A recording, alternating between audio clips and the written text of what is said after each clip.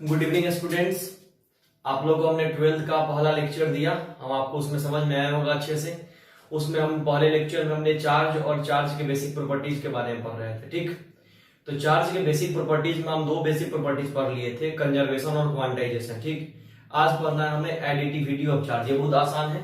आज का हेडिंग बनाइए एडिटिविटी ऑफ चार्ज।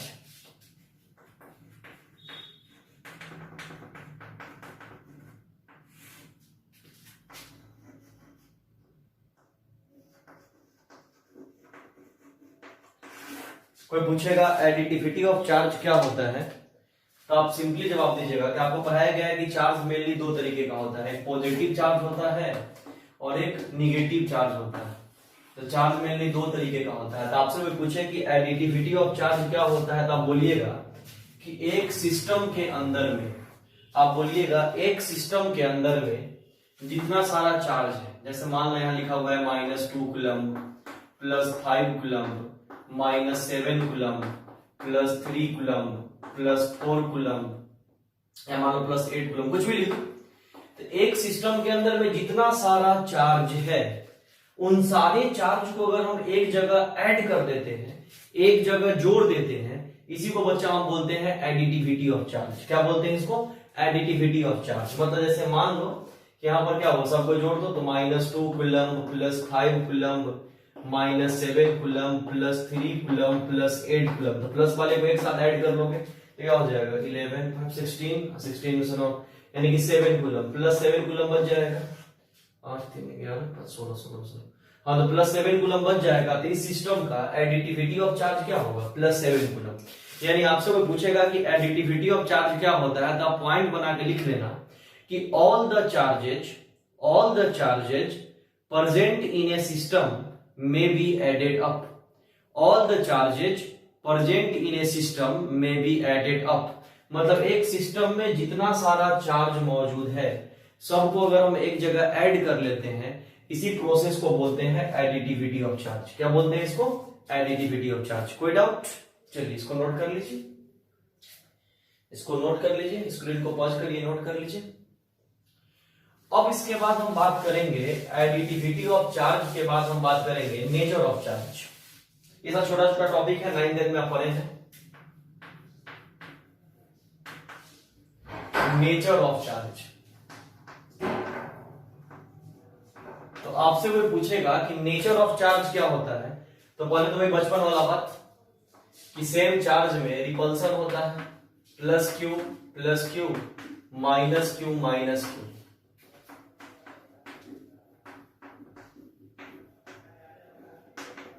और डिसिमिलर चार्ज की अगर बात करेंगे तो जैसे +q -q, तो इसमें क्या होता है? अट्रैक्शन। ये तो आप जान रहे हो कि दो सेम नेचर के चार्ज में हमेशा क्या होता है? रिपल्सन। जैसे मान लो यहां पर अगर +q लिए और यहां भी +q लेंगे, ये दोनों एक दूसरे से दूर भाग रहा है, मतलब रिपेल हो रहा है। या मान लो यहां पर हम -q लिए और यहां पर भी -q लिए, ये दोनों एक दूसरे से दूर भाग रहा है, यानी ये रिपल्सन हो रहा है। वही मान लो ये +q है और मान लो ये -q है, ये दोनों एक दूसरे के पास जा रहा है, मतलब क्या हो रहा है? अट्रैक्शन हो रहा है। ये तो बेसिक प्रॉपर्टी है, ये तो आप लोग को आ रहा होगा। इसमें भी कॉम्पिटिटिव बात अब करते हैं, पहले बेसिक्स को लिख लो अच्छे से।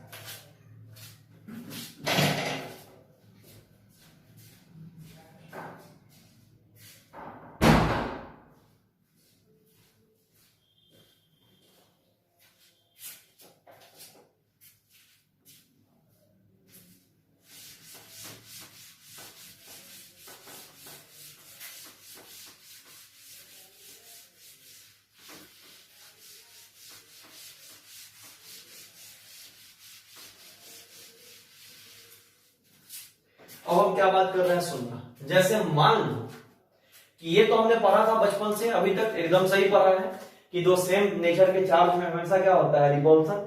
और दो अलग अलग नेचर के चार्ज में, डिसिमिलर नेचर के चार्ज में सेम नेचर में रिपल्सन और अलग अलग नेचर में अट्रैक्शन। ये तो एकदम सही पढ़े। लेकिन हम कुछ कॉम्पिटिटिव बात करते हैं, जिसमें एक बार जेईई मेंस ने क्वेश्चन ही पूछ दिया था। क्या पूछा था? गौर करना। जैसे मान ले कि अर्थ, तुम्हें पता है कि अर्थ बहुत बड़ा होता है। अर्थ बड़ा है या छोटा है? बोलोगे कि सर बहुत बड़ा है। अब मान लो कि जब अर्थ बहुत बड़ा है, कोई डाउट? तो हमें हम सिंपल बात करें कि आपको नहीं जान रहे तो बता दें कि अर्थ निगेटिव नेचर का होता है। मतलब अर्थ के ऊपर जो चार्ज मौजूद रहते हैं, अर्थ के ऊपर जो चार्ज मौजूद रहते हैं, वो चार्ज ऑलवेज निगेटिव नेचर के होते हैं। कौन नेचर के होते हैं? निगेटिव। तो अर्थ के ऊपर जो चार्ज मौजूद होते हैं अगर वो निगेटिव नेचर के हैं, ठीक, और अर्थ के बगल में, जस्ट बगल में अगर हम एक छोटा सा निगेटिव ले लें, अर्थ के जस्ट बगल में अगर हम एक छोटा सा निगेटिव चार्ज ले लें, गौर से देखना, ये अर्थ है, ये भी निगेटिव है, और अर्थ के बगल में एक छोटा सा पार्टिकल ले ली जिसपे कौन चार्ज है? Negative charge. बचपन से अगर तुम 9th 10th वाले स्टूडेंट से पूछेंगे कि बता ये निगेटिव और ये निगेटिव में क्या होगा, अट्रैक्शन या रिपल्सन, तो बोलेगा सर ये बच्चा वाला बात है, रिपेल कर जाएगा, दूर भाग जाएगा। लेकिन तुम ऐसा मत बोलना। तुमसे कोई पूछे कि ये निगेटिव और ये निगेटिव में क्या होगा, तो ये निगेटिव और ये निगेटिव में अट्रैक्शन होगा। अभी तो ऑनलाइन पढ़ा रहे हैं, बच्चे क्लास में है नहीं, तो बहुत बच्चा जो वीडियो देखेगा सोचेगा ये टीचर क्या बता दिए, सर आपने क्या बता दिया कि ये निगेटिव और निगेटिव में अट्रैक्शन होता है क्या? तो हाँ बिल्कुल होता है, लेकिन उसका एक कंडीशन है कि जब एक चार्ज दूसरे चार्ज के रेस्पेक्ट में, मतलब एक बॉडी के ऊपर जितना चार्ज मौजूद है, एक बॉडी के ऊपर जितना चार्ज मौजूद है वह दूसरे बॉडी के चार्ज के तुलना में अगर बहुत बहुत बहुत बड़ा हो जाएगा तो वैसी स्थिति में सेम नेचर में भी अट्रैक्शन होता है। क्लियर?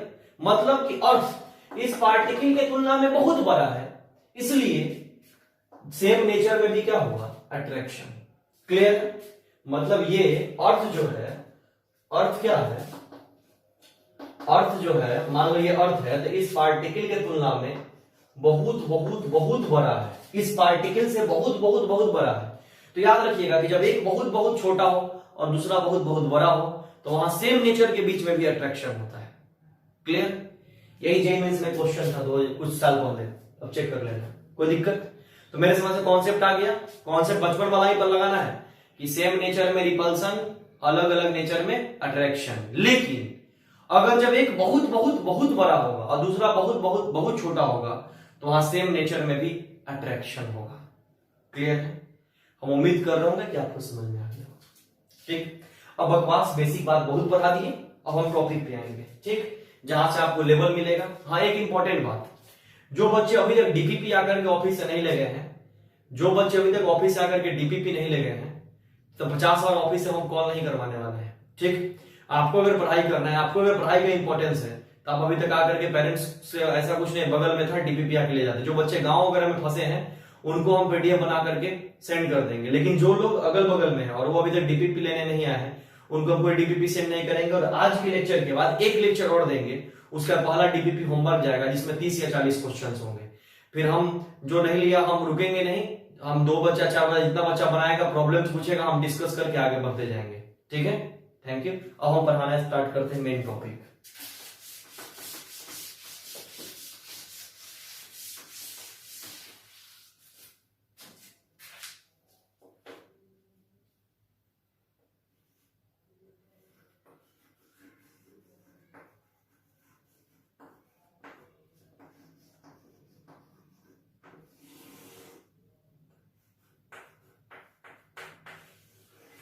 कूलम्ब्स लॉ बहुत इंपॉर्टेंट है, पहले समझ लो कि कूलम्ब्स लॉ आज का लेक्चर पूरा पढ़ा देंगे, कूलम्ब्स लॉ चला जाएगा। फिर कूलम्ब्स लॉ पे एक लेक्चर खाली क्वेश्चन में ही चला जाएगा मेरा।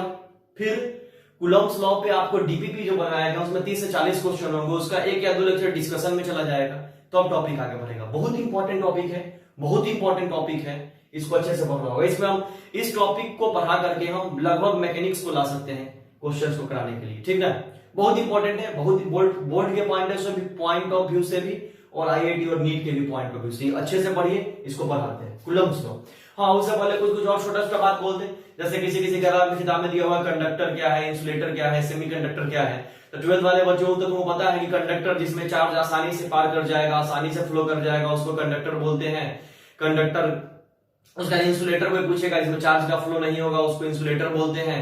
सेमी कंडक्टर तो जिसमें कंडक्टर का भी गुण मौजूद हो और इंसुलेटर का भी गुण मौजूद हो, मतलब पार्शियली चार्ज फ्लो करेगा और कुछ चार्ज फ्लो करेगा, कुछ फ्लो नहीं करेगा, उसको सेमी कंडक्टर बोलते हैं। तो ये सब पे चर्चा करने की जरूरत नहीं है, ये सब बच्चा वाला बात है। डायरेक्ट टॉपिक पे आते हैं, कूलम्ब्स लॉ। ठीक, तो आप याद करोगे कूलम्ब्स लॉ को पढ़ाने के लिए हमने आपको चार्ज के बारे में पहले पढ़ाया था। किसके बारे में पढ़ाया था? चार्ज के बारे में। तो हमने आपको एक दिन इलेक्ट्रिक चार्ज, पहला लेक्चर जो हम इलेक्ट्रोस्टैटिक्स का स्टार्ट किए हैं, तो उसमें हमने इलेक्ट्रिक चार्ज का आपको डिफिनीशन बताया था। तो वहां हमने कहा था कि आप दिमाग में एक सेट रखोगे कॉन्सेप्ट कि इस नेचर में फंडामेंटल चार्ज पार्टिकल्स, इस नेचर में फंडामेंटल चार्ज पार्टिकल्स जैसे मान लो इलेक्ट्रॉन, प्रोटॉन और न्यूट्रॉन भी है, लेकिन न्यूट्रॉन न्यूट्रल है क्योंकि न्यूट्रॉन पे जितना पॉजिटिव है उतना ही निगेटिव है, तो वो न्यूट्रल हो जाएगा। तो मेन फंडामेंटल माना जाता है कि इलेक्ट्रॉन को और दूसरा प्रोटॉन को। तो उस दिन हमने कहा था कि इलेक्ट्रॉन भी एक तरीके का चार्ज है और प्रोटॉन भी एक तरीके का चार्ज है, मतलब चार्ज पार्टिकल है एक तरह का। तो हमने कहा था कि ये इसके ऊपर इलेक्ट्रिक फोर्स लगाता है। हमने इलेक्ट्रिक चार्ज का डिफिनीशन बताया, जिसमें कहा था कि इलेक्ट्रॉन अपने अंदर के गुण के कारण प्रोटॉन के ऊपर इलेक्ट्रिक फोर्स लगाता है। अपने इंट्रिंसिक प्रॉपर्टी, अपने अंदर के गुण के कारण प्रोटॉन पे इलेक्ट्रिक फोर्स लगाता है। फिर प्रोटॉन भी अपने अंदर के गुण के कारण इलेक्ट्रॉन पे इलेक्ट्रिक फोर्स लगाता है। फिर से बोलने को और कर लो, हमने क्या कहा कि इलेक्ट्रॉन अपने अंदर के गुण के कारण प्रोटॉन पे क्या लगाता है? Electric force. फिर प्रोटॉन भी अपने अंदर के गुण के कारण इलेक्ट्रॉन पे क्या लगाता है? Electric force. इसका मतलब ये बात समझ में आ गया कि ये दोनों चार्ज पार्टिकल एक दूसरे के ऊपर इलेक्ट्रिक फोर्स लगाते हैं। इसका मतलब ये हो गया कि ये दोनों चार्ज पार्टिकल एक दूसरे के ऊपर क्या लगाते हैं? Electric force. क्या लगाते हैं? Electric force. इसमें तो कोई डाउट? तो जब ये दोनों चार्ज पार्टिकल एक दूसरे के ऊपर इलेक्ट्रिक फोर्स लगाते हैं, इतना क्लियर हो गया, तो हम यहां से कूलम्ब्स लॉ स्टार्ट करते हैं, तुमको समझ में आएगा। ध्यान से देखो,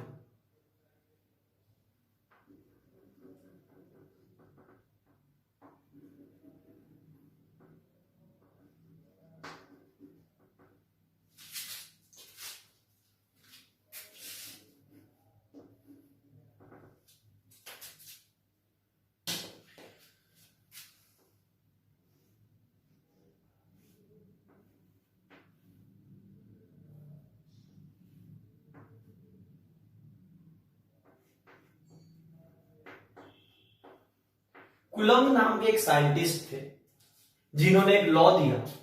कूलम्ब नाम के एक साइंटिस्ट थे जिन्होंने एक लॉ दिया और उस लॉ को हम कूलम्ब्स लॉ के नाम से जानते हैं। तो कूलम्ब साहब ने क्या किया, तो दो चार्ज पार्टिकल को लिया, जैसे मान लो एक चार्ज Q1 और एक चार्ज Q2, और दोनों चार्ज के बीच का दूरी R था। कितना था? R। और यहां मीडियम माना गया एयर। यहां पर मीडियम क्या दिया गया? एयर। तो पहला बात कि एक चार्ज पार्टिकल Q1 है, क्या है? Q1। और दूसरा चार्ज पार्टिकल क्या है? Q2।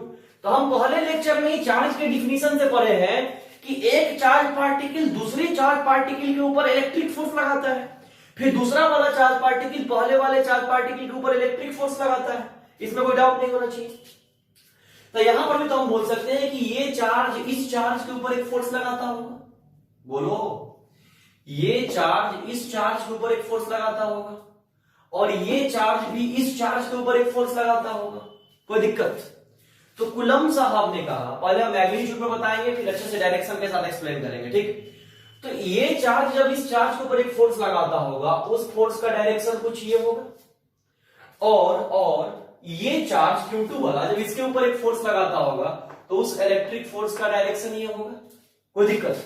तो कूलम्ब साहब ने कहा कि अगर हम दोनों चार्ज को गुना कर दें, कूलम्ब साहब ने कहा कि अगर हम दोनों चार्ज को प्रोडक्ट कर दें तो ये दोनों चार्ज के कारण जो इलेक्ट्रिक फोर्स आ रहा है, दोनों चार्ज के कारण जो इलेक्ट्रिक फोर्स आ रहा है, उस इलेक्ट्रिक फोर्स के ये डायरेक्टली प्रोपोर्शनल हो जाएंगे। मतलब कूलम्ब साहब ने कहा कि दोनों चार्ज के कारण वहां जो इलेक्ट्रिक फोर्स आ रहा है, वह इलेक्ट्रिक फोर्स दोनों चार्ज के प्रोडक्ट के डायरेक्टली प्रोपोर्शनल होंगे, और दोनों चार्ज के बीच के दूरी के, दोनों चार्ज के बीच के दूरी के अगर हम स्क्वायर कर देंगे, क्या कर देंगे, स्क्वायर कर देंगे, तो उसके इनवर्सली प्रोपोर्शनल हो जाएगा। डायरेक्टली मतलब जानते हो, जैसे Q1 Q2 नोमिनेटर है और F भी नोमिनेटर है, डायरेक्टली हुआ, और यहाँ R डिनोमिनेटर है और F नोमिनेटर है, तो ये इनवर्सली हुआ। डायरेक्टली का मतलब एक बढ़ेगा दूसरा बढ़ेगा, इनवर्सली का मतलब एक बढ़ेगा दूसरा घटेगा, और 12th के स्टूडेंट सब जान रहे हो। चल इधर देख, तो कूलम्ब साहब ने कहा कि ये चार्ज इस पर फोर्स लगाया, ये चार्ज इस पर फोर्स लगाया, मतलब यह इलेक्ट्रिक फोर्स आया। तो कूलम्ब साहब ने कहा कि ये जो इलेक्ट्रिक फोर्स है वह दोनों चार्ज के प्रोडक्ट के डायरेक्टली प्रोपोर्शनल है, और बीच के दूरी को स्क्वायर कर देंगे तो उसके क्या है, इनवर्सली प्रोपोर्शनल है। इसी को उन्होंने बोला कूलम्ब्स लॉ। इसको उन्होंने क्या बोला, कूलम्ब्स लॉ, कि दोनों चार्ज को गुना किए तो फोर्स के डायरेक्टली, और बीच के दूरी को स्क्वायर किए तो फोर्स के इनवर्सली। इसी फेनोमेना को बोला गया कूलम्ब्स लॉ। ठीक, तो आपका बोर्ड एग्जाम के कूलम्ब्स लॉ में इतना कॉम्पिटिटिव लेवल देखना जो लेके चलेंगे, सब एकदम कोई भी कैसा भी क्वेश्चन होगा तुमसे बनेगा, क्योंकि 11th पढ़ाने में तुमको बहुत समय दिया, मैकेनिक्स बहुत लंबा पढ़ा है, तो मजा आएगा ये सब पढ़ने में, कहीं कोई डाउट नहीं रहेगा। ठीक, लेकिन तुमको बोर्ड का भी तैयारी करा रहे हैं, साथ साथ आईआईटी और नीट के साथ जो 12th है, तो पहले कूलम्ब्स लॉ का डेफिनेशन लिखो। ठीक, तो पहले कूलम्ब्स लॉ हेडिंग बना के डेफिनेशन लिखो कि it states that electric force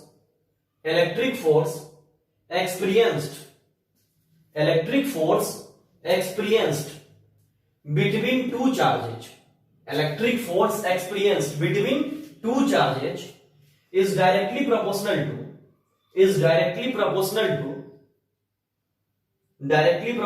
to product of magnitude of two charges, directly proportional to product of magnitude of two charges, and inversely proportional to the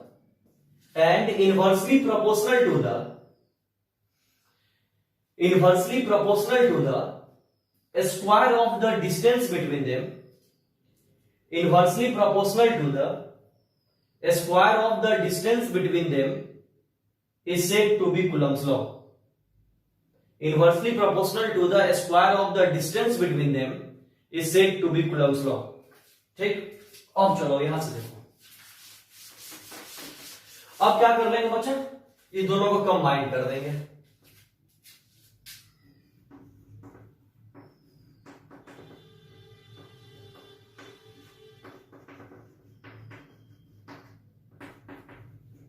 combining this to, दोनों को जैसे combine करेगा तो क्या हो जाएगा, F proportional Q1 Q2 by R square हो गया। अब प्रोपोर्शनल हटा के इक्वल टू दीजिएगा तो कांस्टेंट आएगा, F equal to K Q1 Q2 by R square.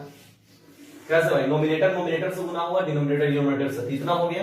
Proportional हटा के इक्वल टू दीजिएगा तो कांस्टेंट आएगा, तो F equal to K Q1 Q2 by R square. ठीक, अब क्या कहा जाता है कि here K is a constant in SI system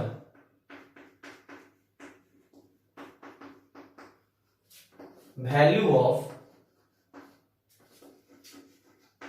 K equal to 1/4 pi epsilon not. SI system में K का वैल्यू कितना होता है, 1/4 पाई एप्सिलॉन नॉट। ये पाई मैथ का नंबर है, 4 पाई एप्सिलॉन नॉट। इसके बारे में बताते हैं घबराओ मत। तो K की जगह चाहो तो इतना पुट कर सकते हो, तो जैसे ही K की जगह इतना रख दोगे तो ये फॉर्मूला क्या बन जाएगा, F equal to 1/4 pi epsilon not Q1 Q2 by R square. ठीक, अब तुमको यहां बताते हैं, सुनना, 1 के बारे में तुम जान रहे हो, 4 के बारे में जान रहे हो, पाई के बारे में जान रहे हो, तुम्हारे लिए नया यही है, तो इसको बोले एप्सिलॉन नॉट। क्या बोले, एप्सिलॉन नॉट, या इसको बोले एब्सोल्यूट परमिटिविटी। क्या बोले, एब्सोल्यूट परमिटिविटी, हम इसका नाम बोल दे रहे हैं।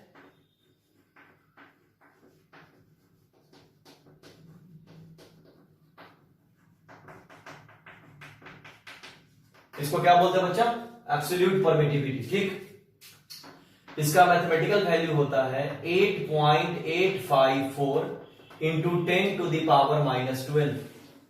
इसका मैथमेटिकल वैल्यू होगा 8.854 इंटू 10 टू द पावर -12। अब बताओ, न्यूमेरिकल जब बनाने इस फॉर्मूला से चलोगे तो सॉल्व करने में समय लग जाएगा, क्योंकि 1 फिर 4 फिर पाई फिर इतना सबका वैल्यू रख के सॉल्व करोगे, तो क्यों ना पहले ही सॉल्व करके निकाल लें।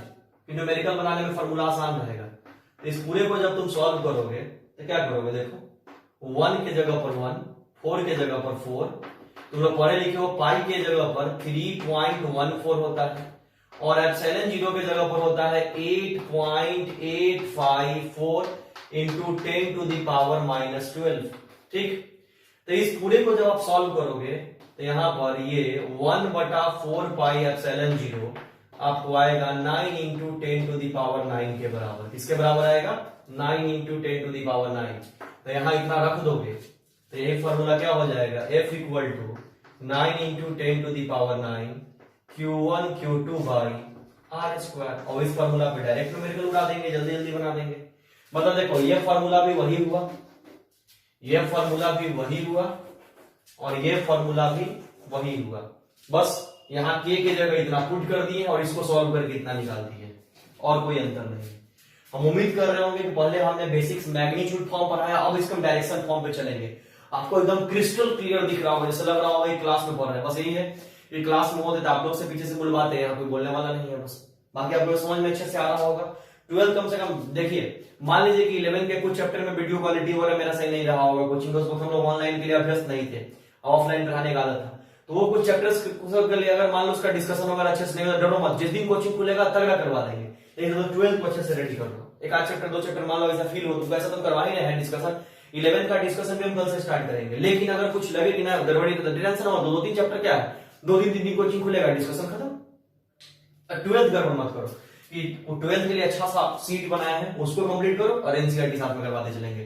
तो एनसीईआरटी से बोर्ड होगा और सीट में एक चैप्टर में 400-400 500 क्वेश्चन प्रैक्टिस होगा, नीट और आईआईटी के एग्जाम्स के लिए हमें बेनिफिट मिलेंगे। ठीक, चलो तो इसको नोट करो, फिर आगे बढ़ते हैं।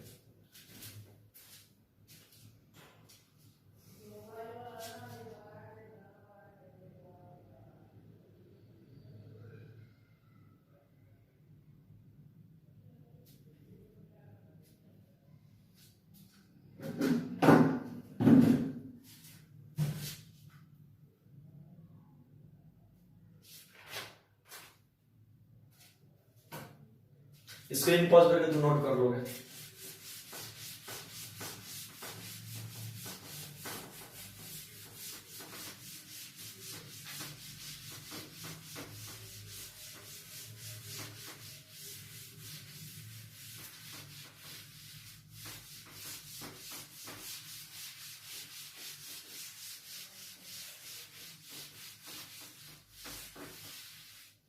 अब 2 क्वेश्चन, एक बेसिक क्वेश्चन यहां बनाया जाता है कि write down SI unit of absolute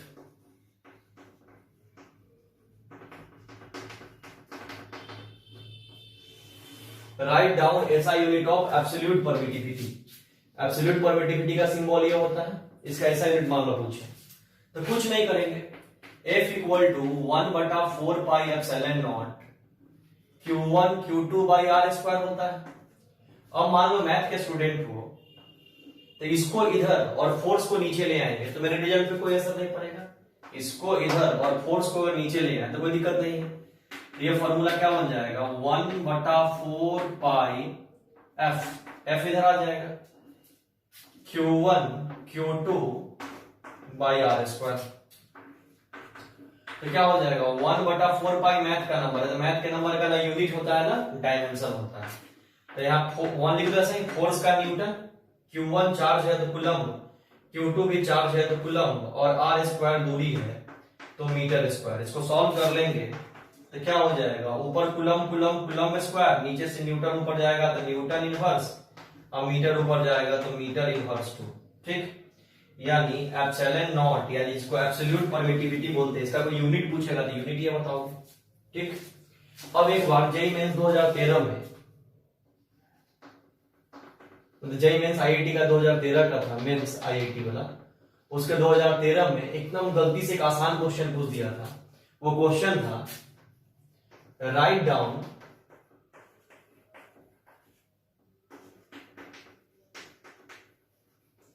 dimension formula of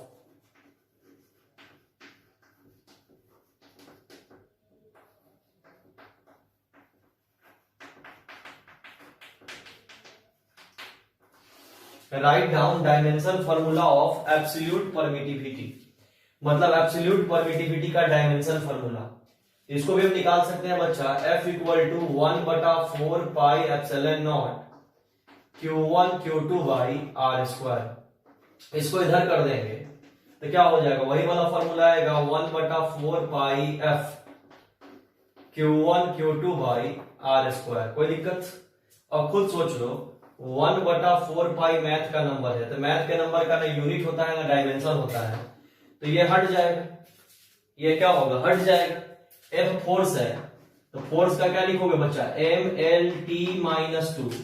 Q1 charge है तो उसका AT या IT, Q2 भी चार्ज है उसका AT और IT, और आर स्क्वायर डिस्टेंस है तो उसका L स्क्वायर हो जाएगा। इसमें मेरे समझ से तो कोई डाउट नहीं आना चाहिए। और सॉल्व कर लो तो क्या आ जाएगा, ऊपर ए स्क्वायर टी स्क्वायर है ना, और नीचे M और ये L3 हो जाएगा, L1 और L2, L3 तो ऊपर ले जाओगे L-3, यानी लिखते चलो डायरेक्ट M इनवर्स, ऊपर जाके L2 L1 L3 ऊपर जाके -3, तो L-3 -2 ऊपर जाके +2, पहले से T2 है तो T4, यानी क्या होगा A स्क्वायर और T का पावर 4। ये सब उम्मीद कर रहे हैं बेसिक कैलकुलेशन है, इतना अच्छे से 11-12 पढ़ रहे हो, तुम लोग को समझ में आ रहा होगा पूरा, ये सब कोई डाउट नहीं होगा। इसको जल्दी से लिख के हटाओ, ये बेसिक था। अब हम कूलम्स के वेक्टर पार्ट मीन करेंगे और उसके बाद तो क्वेश्चन रहेंगे। कम से कम कूलम्स लॉ टॉपिक को करवाएंगे क्लास नोट्स में 20 क्वेश्चन, कम से कम 20 टाइप का क्वेश्चन। लिखो पहले इसको।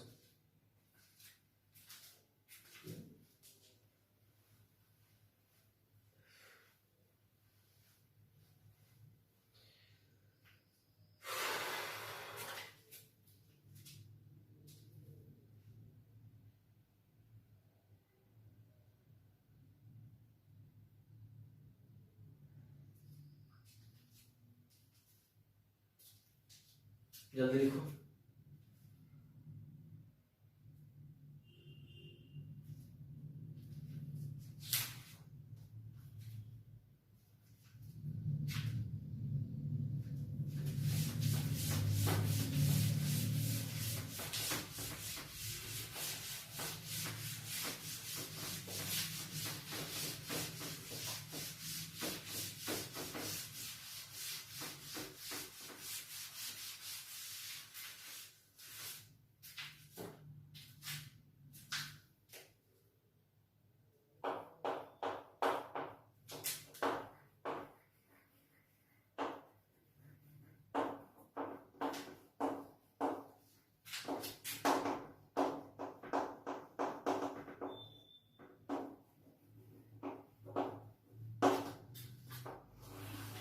अगला राइटिंग है बच्चा Coulomb's law in vector form.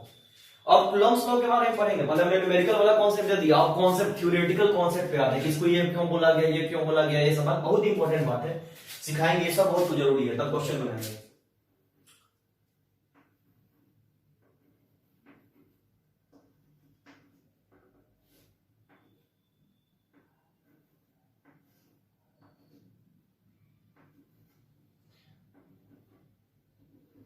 मान लो लिया गया एक चार्ज Q1, कितना लिया गया Q1, और एक चार्ज क्या लिया गया Q2, और दोनों चार्ज के बीच का दूरी कितना ले लिया गया R, कितना ले लिया गया R, और मीडियम यहां पे क्या था एयर।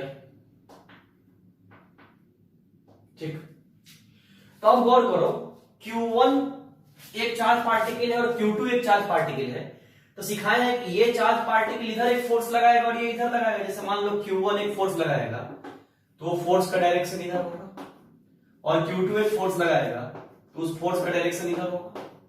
तो गौर से देख लो, Q2 जब ये फोर्स लगा रहा है, ये फोर्स Q2 जब ये फोर्स लगा रहा है, तो इस फोर्स का डायरेक्शन की बात करोगे तो डायरेक्शन होगा F12, इस फोर्स का नाम दे दो F12, डायरेक्शन तो ये दिख रहा है, कोई डाउट। अब मान लो कि Q1 जब इस पे फोर्स लगाएगा तो इस फोर्स का नाम हो जाएगा F21, मतलब कि इसने इस पे फोर्स लगाया वो F12 और इसने इस पे फोर्स लगाया वो F21। कोई डाउट? और आर एक तरह से डिस्टेंस हो जाएगा जो यूनिट वेक्टर की तरह काम करेगा। किसकी तरह काम करेगा? Unit vector. ठीक, कोई डाउट? अब हम यहां से बहुत इंपॉर्टेंट बात निकालेंगे, कंक्लूजन। मान लो कि पहले हम यहाँ F12 अगर निकालें तो पहले F12 का नाम लिख देते हैं। F12 का मतलब क्या है? इलेक्ट्रिक फोर्स या electrostatic force. Electric force by the charge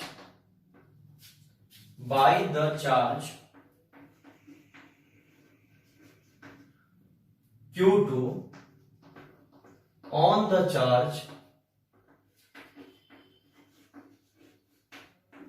Q1। मतलब F12 का मतलब क्या है? इलेक्ट्रिक फोर्स है। बाय द चार्ज Q2 मतलब कौन लगा रहा है? Q2। और किसके ऊपर लगा रहा है? Q1 के ऊपर। समझ में आ गया कि Q2 चार्ज Q1 चार्ज के ऊपर एक फोर्स लगा रहा है, जिसे क्या बोल रहे हैं? F12। ठीक, अब बात करते हैं F21। जब कॉलेज स्टार्ट किए तो 11 का लेक्चर्स पढ़ाना था, ऑनलाइन मजे नहीं आ रहा था, अब आदत हो गया, तब अब लग रहा है कि इंटरेस्ट से पढ़ाना पड़ेगा। लगा था अब खुल जाएगा फिर अच्छे से पढ़ा लेंगे, लेकिन लॉकडाउन बढ़ते जा रहा है, तब इसी को आदत लगाना पड़ेगा। अब F21 की बात करें तो गौर करना, F21 का मतलब Q1 लगाया किसके ऊपर? Q2 के ऊपर। तो क्या होगा फिर? Electric force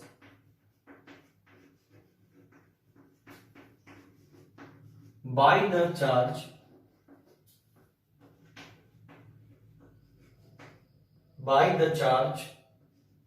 Q1 on the charge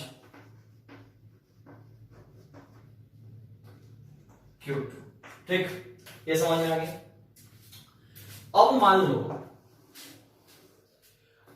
लो कि कोई अगर बोलता है कि F12 निकालो,